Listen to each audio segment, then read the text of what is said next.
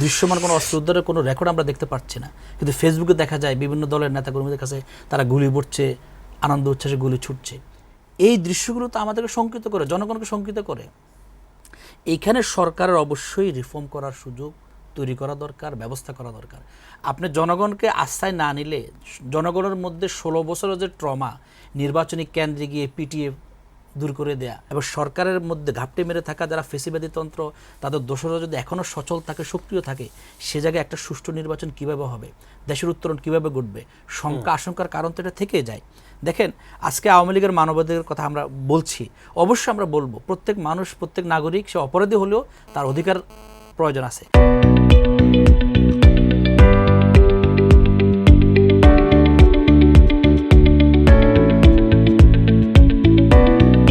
বিএনপির চেয়ারপারসন উপদেষ্টা জনাব হাবিবুর রহমান, তিনি প্রকাশ্যে বলেছেন, কেউ যদি ধানের শীষ বাদ দিয়ে দাঁড়িপাল্লায় ভোট দেয়, সে বিএনপির হাত থেকে সুষ্ঠুভাবে ঘরে ফিরে যেতে পারবে না। প্রকাশ্যে বলেছেন, মিডিয়াতে বলেছেন। বিএনপির কোনো নেতা বলেছেন, আমরা নিজেরা ধানের শীষের ব্যালট ছাপাবো। বিএনপির কেউ বলছে দাঁড়িপাল্লায় ভোট দিলে এই ঘটনা ঘটবে। আমি যদি এই 3টা ঘটনা বলি, এই 3টা ব্যক্তিকে কি আজকে পর্যন্ত গ্রেপ্তার করা হয়েছে? সরকার যদি এই ব্যক্তিদেরকে দৃশ্যমান না করে, বিচারের আওতায় নিয়ে না আসে, সরকার যদি তাদের ব্যাপারে পদক্ষেপ না নেয়, তো জনগণ কি মেসেজ পাবে? এমনিভাবে আমি বলবো, জামাতের কোনো নেতা যদি কথা বলে ধানের শীষে ভোট দিলে সে তার জিহ্বা কেটে ফেলা হবে, অমুকে করা হবে, আমি বলবো তাকে গ্রেপ্তার করা উচিত।